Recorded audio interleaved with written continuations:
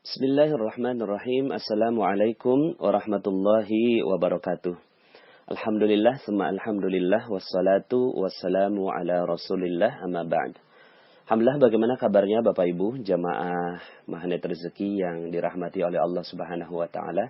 Semoga Anda semua berada dalam limpahan keberkahan, rahmat, karunia, kecintaan, dan kasih sayang dari Allah Subhanahu wa Ta'ala. Agar hidup Anda lebih berjaya, lebih makmur, lebih sejahtera, lebih bahagia, dan lebih mendapatkan ketenangan batin yang Allah Subhanahu wa Ta'ala titipkan pada hati sanubari Anda yang terdalam.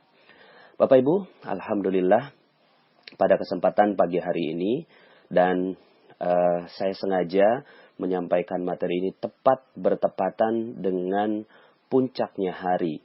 Segala hari yang dititipkan oleh Allah Subhanahu wa Ta'ala, puncaknya adalah hari ini, ya, yaitu Yaumul Arafah, hari Arafah.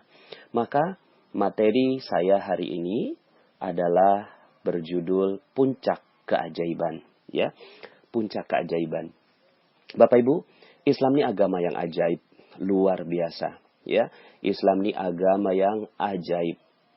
Maka manusia diajak untuk masuk ke dalam din al-Islam. Manusia diajak untuk masuk kembali kepada ajaran Allah Subhanahu wa Ta'ala. Kenapa?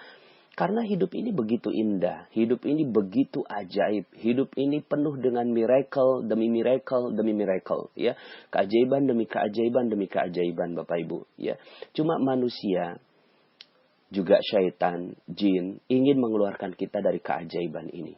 Padahal, Masya Allah.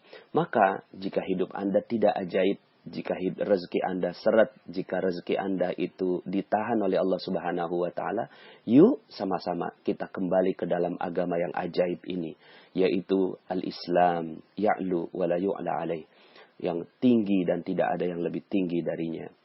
Maka Bapak Ibu, di dalam Al-Quran disebutkan tentang banyak sekali keajaiban demi keajaiban tersebut, ya. Dimulai dari kisahnya Nabi Adam, Nabi Idris, Nuh, Hud, Saleh, Ibrahim, ya terus gitu ya, Yusuf, ya, Zakaria, Yahya, Isa, dan Nabi Muhammad SAW, juga Nabi Lut dan seterusnya, ya, Nabi Sulaiman, Nabi Daud. Ini adalah kisah keajaiban demi keajaiban yang diterima oleh mereka, ya, diterima oleh Zakaria yang ingin mendapatkan anak, ya, dan dimudahkan oleh Allah Subhanahu wa Ta'ala. Kisahnya Maryam yang mendapatkan makanan secara ajaib dari Allah Subhanahu wa Ta'ala. Nabi Musa yang bertemu dengan Khidir dengan peristiwa yang ajaib, ya. Kemudian Nabi Sulaiman yang memiliki kekayaan dengan penuh keajaiban. Nabi Daud alaihi salam yang mengalahkan musuhnya dengan kekuatan Allah Subhanahu wa Ta'ala. Ya, kam min fi'atin qalilatin ghalabat fi'atan katsiratan biiznillah. Betapa banyak, ya, golongan yang kecil mengalahkan yang besar dengan izin Allah. Maksudnya dengan izin Allah ini dengan keajaiban yang manusia menyebutnya adalah keajaiban. Berulang-ulang juga Allah sebutkan tentang kun fayakun, ya Allah Subhanahu wa Ta'ala. Kalau Allah katakan jadi, innama amruhu idza arada syai'an ayyakula lahu kun fayakun. Sesungguhnya kalau Allah ingin mengatakan jadi, maka jadi, ya. Maka ini adalah agama keajaiban. Agama yang penuh dengan keajaiban. Dan Allah ingin agar hidup Anda pun demikian. Allah ingin agar hidup Anda pun, kita semua, ya, adalah ajaib, ya. Ajaib. Bagaimana tidak ajaib, ya. Rabbnya maha ajaib, ya. Agamanya adalah aturan-aturan yang ajaib. Kitabnya adalah kitab ajaib, ya. Masya Allah, ya. Maka tentunya yang harus kita lakukan adalah terus merayakan diri kita. Alhamdulillah, bersyukur kepada Allah bahwa kita masuk ke dalam din yang ajaib ini, ya, agama yang ajaib ini. Maka karena agamanya ajaib, ya, hari rayanya Allah buat ajaib, Bapak Ibu, ya. Hari rayanya adalah hari raya keajaiban, ya. Maka materi saya saat ini adalah puncak keajaiban. Allah ingin agar kita merayakan keajaiban ini. Allah ingin agar kita bersyukur atas keajaiban ini, ya. Allah ingin agar kita, ya, mensyukuri, menikmati, merayakan gitu keajaiban yang Allah Subhanahu wa taala berikan, ya. Kapan itu? Ya sekarang, ya. Sekarang ini, ya. Makanya saat hari ini Arafah, ya, kemudian besok Yaumun Nahar atau hari penyembelihan Idul Adha, kembali kepada pengorbanan, ya. Lalu kemudian berkumpulnya manusia di padang mahsyar, ya, untuk berwukuf, ya. Al-Hajju Arafah, haji itu adalah pada saat wukuf di padang Arafah, lalu kemudian bertawaf dan seterusnya. Ini adalah alur keajaiban, Bapak Ibu, ya. Jadi alurnya itu dimulai dari kita mensucikan diri pada saat Ramadan. Saat Ramadan kita mensucikan diri, udah selesai mensucikan diri selama 1 bulan, Allah Subhanahu wa taala minta kita merayakan. Apa merayakannya? Merayakan kita menang dari hawa nafsu kita, ya. Sehingga akhirnya Allah Subhanahu wa taala berkenan memberikan keajaiban demi keajaiban demi keajaiban, ya. Lalu kemudian setelah itu yang kita lakukan adalah, kalau Anda mendengarkan materi saya, rahasia keajaiban, kita kembali kepada manusia. Kita tidak lagi mementingkan diri kita sendiri. Yang kita pentingkan siapa? Orang lain. Orang lain jauh lebih mulia daripada kita. Orang lain jauh lebih butuh daripada kita. Orang lain jauh lebih kita harapkan kebaikannya daripada kita. Kenapa? Karena kita sudah mengerti bahwa kita ini satu. Ketika kita memikirkan orang lain, maka kita sebenarnya juga memikirkan diri sendiri. Bahkan sebenarnya kita nggak perlu memikirkan diri sendiri. Karena diri kita, ketika kita memikirkan orang lain, maka malaikat mendoakan kita, Allah memikirkan, ya, urusan kita. Lalu kemudian, ya, baru kemudian Allah Subhanahu wa taala sampaikan kita pada Idul Adha ini, ya. Saat Idul Adha inilah, ya, saat Allah Subhanahu wa taala ingin dipentingkan. Kalau kita mampu untuk mementingkan orang lain, kalau kita mampu mementingkan orang lain lebih penting daripada diri sendiri, bagaimana Allah? Maka Allah jauh lebih penting untuk diutamakan daripada yang lainnya. Allah jauh lebih pantas untuk kita utamakan. Manusia aja kita sanggup untuk utamakan. Apalagi Allah Subhanahu wa ta'ala yang memberikan rezeki, yang memberikan kehidupan pada kita, yang memberikan nafas pada kita saat ini, yang kita nggak pernah bayar, yang memberikan jantung yang berdegup tanpa kemudian kita pompa, ya. Kemudian yang memberikan darah yang mengalir kepada seluruh sel-sel dalam tubuh kita. Semuanya free, semuanya gratis. Siapa yang berikan itu? Allah Rabbul Alamin. Maka inilah puncaknya, puncak keajaiban. Kapan itu puncak keajaiban? Ketika manusia mementingkan Allah daripada yang lainnya. Masya Allah. Ketika Allah lebih dipentingkan daripada yang lain, maka ini adalah puncak keajaiban. Ketika Allah lebih diutamakan daripada seluruh yang ada di muka bumi, maka inilah puncak keajaiban. Bagaimana tidak ajaib? Manusia diciptakan dengan penuh kelemahan, dengan zaluman jahula, penuh kezaliman, penuh kebodohan. Lalu kemudian dia, ya, dengan kebodohan dan kejahilannya itu, kezalimannya itu, mengakui dirinya salah. Lalu kemudian meminta ampun kepada Allah. Lalu kemudian dia sudah tidak lagi peduli terhadap dirinya. Siapa yang dia pedulikan? Allah. Allah yang lebih dipentingkan dari segalanya. Bagaimana tidak ajaib? Ada manusia yang akhirnya dia tidak mementingkan dirinya, tapi dia mementingkan penciptanya. Inilah keajaiban, inilah puncak keajaiban. Maka Allah berikan simbol terhadap puncak ini. Allah berikan simbol yang banyak sekali dalam, ya, peristiwa keajaiban ini, ya. Makanya Allah kumpulkan, ya, manusia. Ayo semua kumpul semua, ya. Wa'adzin fin nasi bil haji ya'tuka rijalan, ya. Jadi ketika Allah Subhanahu wa taala memanggil, ya, panggil manusia itu, gitu ya, untuk ke Baitullah, untuk bertemu dengan Allah Subhanahu wa taala, ya. Maka, ya, dalam surat Al-Hajj ayat 27, ya, wa'adzin fin nasi bil haji ya'tuka rijalan, ya. Dan berserulah kepada manusia untuk mengerjakan haji. Nah, kemudian ya'tuka rijalan, kalian akan melihat Ya, orang-orang wa ala kulli dhamiri ya'tina min kulli fajjin amik, datang kepadamu dengan berjalan kaki, mengendarai unta yang kurus yang datang dari segenap penjuru yang jauh. Artinya Allah Subhanahu wa taala ingin bahagia melihat manusia datang kepada Allah dengan berpayah-payah. Ya, dengan berpayah-payah, dengan lusuh, dengan unta yang kurus kering, saking jauhnya perjalanan. Kemudian mereka semua datang kepada Allah Subhanahu wa taala, mementingkan Allah, ya, mementingkan Allah di antara segalanya, dan Allah menetapkan satu tempat, ya. Wa idz bawwa'na li Ibrahim makanal bait alla tusyrik bi syai'a, ya. Dan ingatlah ketika kami memberikan tempat kepada Ibrahim di tempat Baitullah, ya. Maka ini semua manusia berkumpulnya ke Baitullah. Untuk apa di Baitullah? Alla tusyrik bi syai'a wa tahhir baitiya lit-ta'ifina wal qa'imina war ruk'is sujud. Janganlah kamu memperserikatkan sesuatu pun dengan aku, dan sucikanlah rumahku ini bagi orang yang tawaf, yang beribadah, yang ruku dan yang sujud. Ini adalah simbol. Simbol apa? Simbol kemuliaan Allah Subhanahu wa taala. Semua datang dengan baju yang sama, meninggalkan semua baju-baju kemewahan dunia yang lainnya, semua diganti dengan kain yang hanya terdiri dari dua, ya, seperti kain kafan, ya, yang di bawahnya jadi sarung, di atasnya jadi selendang, ya, jadi selendang gitu, ya. Lalu kemudian tidak boleh menggunakan penutup kepala untuk menyamaratakan manusia. Seluruh manusia sama di sisi Allah Subhanahu wa taala. Dan ini adalah lambang, perlambang itu semua, bahwa yang dimuliakan pada saat itu bukan manusia tapi Allah Subhanahu wa taala.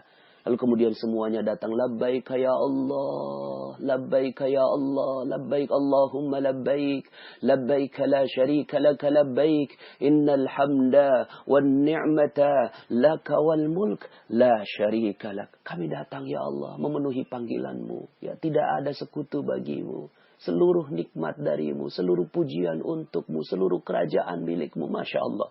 Ini adalah puncaknya Bapak Ibu, ya.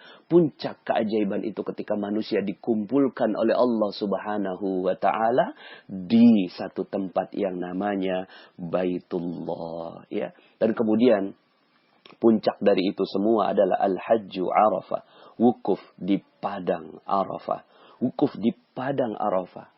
Ngapain di sana? Berdiam diri, mengingat kesalahan lagi, kemudian berzikir lagi, mengutamakan Allah lagi, ya.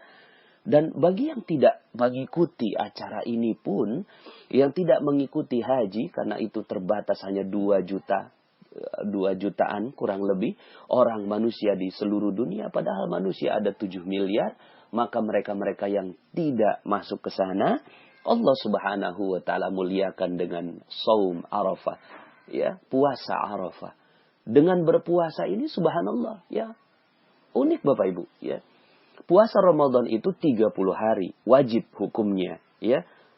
Tapi kemudian barang siapa yang berpuasa maka taqaddama min zambi, ya. Ghufira lahu ma taqaddama min zambi, akan diampuni dosa seluruhnya sebelumnya. Tapi ini yaumul Arafah, hari Arafah, puasa Arafah, hukumnya sunnah. Sunnah. Tapi, ya, mereka-mereka yang menjalankan puasa Arafah ini, dosanya akan diampuni yang sebelumnya dan yang setelahnya. Masya Allah. 1 tahun sebelumnya dan 1 tahun setelahnya. Perlambang apa ini? Perlambang Allah Subhanahu wa ta'ala memang sedang berikan diskon yang besar. Diskon yang sangat-sangat besar bagi mereka semua yang melaksanakan puncak dari keajaiban ini Bapak Ibu, ya. Maka subhanallah, ya, Allah Subhanahu wa ta'ala, ya. Jadi puasa Arafah itu dapat menghapuskan dosa setahun yang lalu dan, ya, setahun yang akan datang. Ini diriwayatkan oleh Muslim. Nah, jadi artinya, ya, Allah ingin berikan kesempatan 1 hari saja. 1 hari yaumul Arafah. Lalu kemudian siapa yang berpuasa maka dosanya diampuni, ya. Bagi yang mengikuti materi perisai rezeki, detoks rezeki, maka ini adalah kabar gembira buat Anda. kabar gembira buat kita semua, agar kita semua mampu memanfaatkannya. Allah Maha Sayang, lebih daripada seorang ibu yang menyayangi anaknya. Maka Allah sayang, ini satu hari. Dijadikan sunnah, kenapa?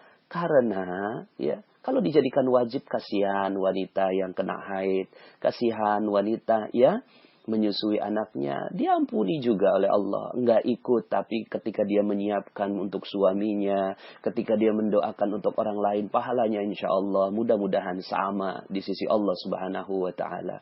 Ini Allah kasih diskon besar-besaran karena ini puncak-puncak dari keajaiban. Ya. Kemudian kembali lagi, ya, yang ada di sana mereka melakukan tawaf. Ini perlambang apa? Perlambang ketaatan, setia. Di barisan, setia dalam barisan Allah Subhanahu wa Ta'ala, setia dalam syariat Allah Subhanahu wa Ta'ala. Lalu kemudian, ya, setelah itu sa'i ini adalah lambang ikhtiar. Manusia diminta untuk berikhtiar, pergi pagi pulang sore, pergi pagi pulang sore, terus begitu, ya. Untuk apa? Ya, Allah pengen lihat lelahnya manusia. Allah ingin lihat, sekedar Allah ingin lihat lelahnya manusia. Lihat hambaku, dia berlelah-lelah, ya, dengan menjaga kesucian, menjaga niat, menjaga keikhlasan kepada Allah. Rezekinya di mana? Rezekinya di air Zam-Zam, gitu ya. Bukan di Bukit Sofa, bukan di Bukit Marwah. Rezekinya ada di tengah-tengah, di Zam-Zam itu. Dan itu bukan karena, ya, Siti Hajar yang mendapatkan rezekinya, tapi seorang bayi yang bersih, suci. Ini perlambang juga bahwa rezeki ini dipaksa untuk siapa? Untuk mereka-mereka yang suci di hadapan Allah Subhanahu wa Ta'ala. Maka Zam-Zam sampai sekarang keberkahannya terus berlimpah ruah. Dan ini adalah perlambang bahwa rezeki Allah melimpah ruah kepada manusia, ya. Maka ini adalah semua lambang-lambang puncak keajaiban yang ada di dalam rezeki, ya.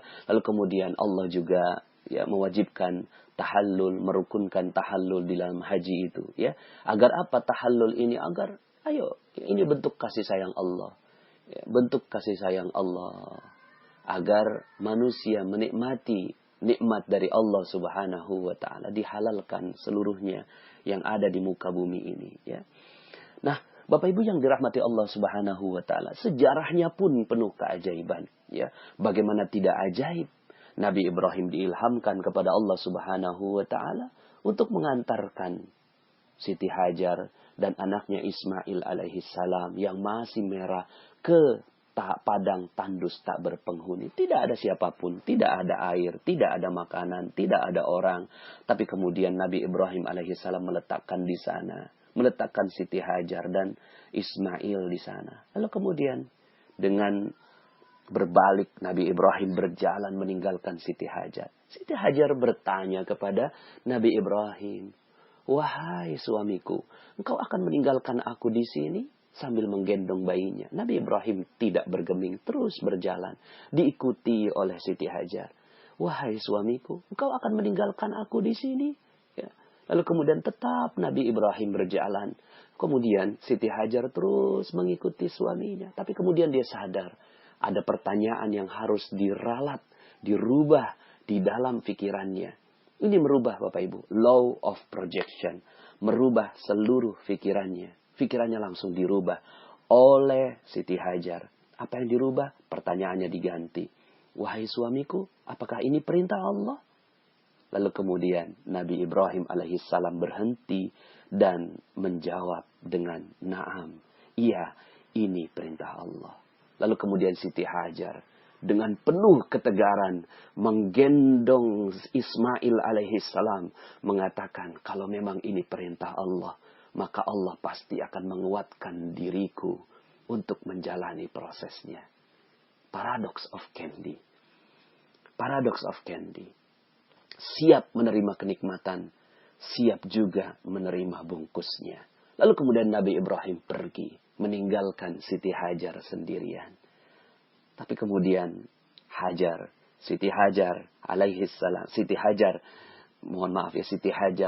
manusia yang mulia, ya, manusia yang mulia, wanita yang mulia ini, dengan tegar dia menjalani kehidupan. Dia siap terima bungkusnya. Siap terima bungkusnya karena yakin bahwa ini adalah Allah yang menetapkan seluruhnya. Lalu kemudian, bismillah, jiwanya tenang. Ikhtiar tetap dilakukan. Ikhtiar tetap dilakukan. Jalan dari Bukit Sofa ke Marwah, Bukit Sofa ke Marwah, Bukit Sofa ke Marwah. Lalu kemudian Allah berikan rezeki. Sampai kemudian akhirnya datang orang-orang berdatangan kepada Siti Hajar ini untuk membeli air darinya. Masya Allah, sampai kemudian akhirnya menjadi dusun yang berkembang. 13 tahun kemudian Nabi Ibrahim diilhamkan lagi oleh Allah Subhanahu wa Ta'ala untuk datang ke tempat itu, menjenguk anaknya dan istrinya. Lalu kemudian kalau kita jadi Nabi Ibrahim alaihissalam, apa ia mungkin ya, apa ia mungkin anak dan istri saya masih ada di sana? Tapi kemudian Nabi Ibrahim yakin dengan Allah Subhanahu wa Ta'ala. Mungkin ini kalaulah ingin dikatakan proses detox rezeki. 13 tahun Nabi Ibrahim, 13 tahun detox rezekinya. Kita berapa lama? Baru berapa lama kita? Baru setahun, 2 tahun hidup susah. Nabi Ibrahim alaihissalam 13 tahun hidup susah. 13 tahun meninggalkan anak dan istrinya. 13 tahun. Lalu kemudian ketika datang, Nabi Ibrahim sudah yakin bahwa Allah Subhanahu wa Ta'ala berikan rezeki yang berlimpah dan benar saja. Ya. Tapi kemudian, ya, ketika baru saja bertemu dengan anaknya Ismail alaihissalam, nggak pernah kasih nafkah, nggak pernah dijengukin, pas datang mau disembelih. Ya. Wahai anakku, ya, aku bermimpi bertemu. Aku bermimpi diberikan ilham kepada Allah untuk menyembelihmu. Masya Allah. Ya.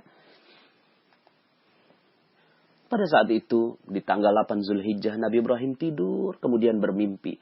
Dalam mimpi tersebut, seseorang berkata kepada beliau, wahai Ibrahim, tepati janjimu, tepati janjimu. Kemudian pagi hari, Nabi Ibrahim alaihissalam bangun. Lalu kemudian apa mimpi itu dari Allah ataukah dari syaitan? Ya, kemudian, ya, ini tanggal 8 Zulhijjah disebutkan sebagai Yaumut Tarwiyah. Dalam bahasa Arab diartikan berfikir tentang masa lalu, mengingat masa lalu. Ya. Kemudian malam harinya beliau tidur bermimpi lagi dengan mimpi yang sama. Lalu kemudian akhirnya beliau mengetahui bahwa mimpi tersebut berasal dari Allah Subhanahu wa Ta'ala. Lalu kemudian, ya, pada tanggal 9 Zulhijjah ini disebut sebagai Yaumul Arafah. Yaumul Arafah ini, ya, adalah hari mengetahui, ya. Mengetahui tentang apa? Mengetahui bahwa ini adalah perintah dari Allah Subhanahu wa Ta'ala. Kemudian Nabi Ibrahim alaihissalam mengajak, ya, memerintahkan kepada Siti Hajar, pakaikan, ya, anakmu dengan pakaian yang bagus, karena sesungguhnya aku akan pergi bersamanya untuk bertamu. Siti Hajar pun memberi Nabi Ismail dengan pakaian yang bagus, memberinya wangi-wangian, menyisir rambutnya. Kemudian Nabi Ibrahim pergi bersama Nabi Ismail dengan membawa sebuah pisau besar dan tali ke arah tanah di Mina. Pada hari itu, iblis lebih sibuk dan lebih gugup. Ya, kenapa? Gugup karena akan terjadi keajaiban dari Allah Subhanahu wa Ta'ala. Gugup karena manusia akan yakin kepada Allah Subhanahu wa Ta'ala. Lalu kemudian dia datang kembali, pergi lagi, ya, menemui, ya, mereka berusaha menggoda. Iblis menggoda Nabi Ibrahim. Apa kamu gak tega melihat anakmu, gitu kan? Ketika berdiri, ya, begitu tampan, lembut tingkah lakunya. Nabi Ibrahim berkata, iya, tetapi aku diperintahkan untuk menyembelihnya. Kemudian iblis tidak kuasa menggoda Nabi Ibrahim. Kemudian pergi menemui Siti Hajar. Wahai Siti Hajar, bagaimana bisa kamu hanya duduk di sini sedangkan Ibrahim pergi bersama anaknya untuk menyembelihnya? Hajar berkata, kamu jangan dusta kepadaku. Mana ada seorang ayah yang tega menyembelih putranya? Iblis menjawab, lalu untuk apa Ibrahim membawa pisau besar dan tali? Untuk alasan apa ia menyembelihnya? Kata Siti Hajar. Ia menyatakan bahwa Tuhannya telah memerintahkannya untuk menyembelih anaknya. Lalu berkata Hajar, ya, seorang nabi tidak diperintahkan untuk kebatilan dan aku akan selalu percaya kepadanya. Nyawaku sebagai tebusan atas perkara itu. Maka bagaimana dengan anakku? Tentulah ia demikian. Ya, Masya Allah. Iblis tak berhasil menggoda Siti Hajar. Kemudian datang menggoda Ismail. Kamu sangat senang bermain-main, tetapi ayahmu membawa pisau besar dan tali akan menyembelihmu. Nabi Ismail berkata, kamu jangan bohong pada aku. Ayahku tidak akan pernah menyembelihku. Iblis berkata, Ia menyangka bahwa Tuhannya telah memerintahkannya untuk menyembelihmu. Kemudian Nabi Ismail berkata, aku akan selalu tunduk dan taat terhadap perintah Tuhanku jika memang itu perintah Tuhanku.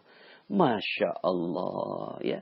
Lalu kemudian ya, Nabi Ismail ya, mengambil batu, melemparkan kepada iblis. Dan seterusnya. Sampai kemudian Nabi Ibrahim alaihissalam sampai di Mina. Kemudian mengucapkan ayat yang termaktub di dalam Al-Quran. Surat As-Saffat ayat 102. Ya bunayya. A'udzubillahi minasyaitonir rajim. Ya bunayya inni ara fil manan. Inni azbahuka fanzur maza tara. Wahai anakku, sesungguhnya aku melihat dalam mimpiku bahwa aku menyembelihmu. Maka pikirkan apa pendapatmu. Masya Allah. Ini Nabi Ibrahim nanya pendapat kepada anak tentang ilham dari Allah subhanahu wa ta'ala. Tapi Nabi Ismail alaihi salam menjawab, ya abatif alma tu'mar satajiduni insyaallahu minas sabirin. Wahai ayahku, lakukan apa yang diperintahkan kepadamu, niscaya engkau akan menemuiku termasuk orang-orang yang sabar. Masya Allah, ya. Masya Allah, ya. Maka Allah, inilah keajaiban. Ketika akhirnya Nabi Ismail alaihissalam menyerahkan lehernya, disembelih oleh Nabi Ibrahim alaihissalam, lalu kemudian Allah ganti dengan seekor domba yang besar. Dan inilah Yaumun Nahar, hari penyembelihan. Hari di mana Allah subhanahu wa ta'ala ingin menunjukkan keajaibannya. Maka inilah Islam, agama yang ajaib. Puncak dari keajaiban adalah haji. Puncak dari keajaiban adalah pengorbanan kepada Allah subhanahu wa ta'ala. Maka Bapak Ibu yang dirahmati Allah subhanahu wa ta'ala, yuk sama-sama rayakan puncak keajaiban ini dengan sami'na wa ata'na, dengan dengar dan taat kepada Allah subhanahu wa ta'ala. Kami dengar ya Allah, kami taat kepada seluruh perintah-perintahmu. Niscaya insya Allah keajaiban akan datang pada kita semua. Maka perayaan ini terus Allah subhanahu wa ta'ala ulang untuk menjadi pengingat bagi kita semua. Inilah puncak dari segala keajaiban. Ketika manusia dengan rela, sungguh-sungguh, dengan ikhlas, dan ridha kepada Allah subhanahu wa ta'ala, menyerahkan kurbannya kepada Allah subhanahu wa ta'ala.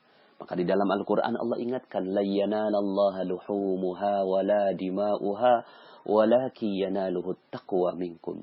Bukan darahnya, bukan dagingnya yang naik ke atas langit, tapi ketakwaanlah yang naik ke atas langit. Karena kita tunduk dan patuh kepada ajaran Allah subhanahu wa ta'ala. Maka bismillah, insya Allah kita siap meraih keajaiban-keajaiban rezeki dari Allah subhanahu wa ta'ala. Rezeki di dunia maupun rezeki di akhirat. Dan itu semua, puncak dari itu semua adalah ketika kita mampu meninggikan Allah subhanahu wa ta'ala. Allahu Akbar, Allahu Akbar, Allahu Akbar. La ilaha illallah, wallahu akbar. Allahu akbar walillahil hamd. Allahu akbar, Allahu akbar, Allahu akbar. La ilaha illallah, wallahu akbar. Allahu akbar walillahil hamd. Allahu akbar, Allahu akbar, Allahu akbar. La ilaha illallah, wallahu akbar. Allahu akbar walillahil hamd. Allah, dialah yang maha besar. Allah, dialah yang maha besar. Allah, dialah yang maha besar. Allah, dialah yang maha besar. Allah, dialah yang maha besar. Tiada Tuhan selain dia. Tiada yang pantas mempersekutukan apapun dengan dia. Allah, Allah maha besar.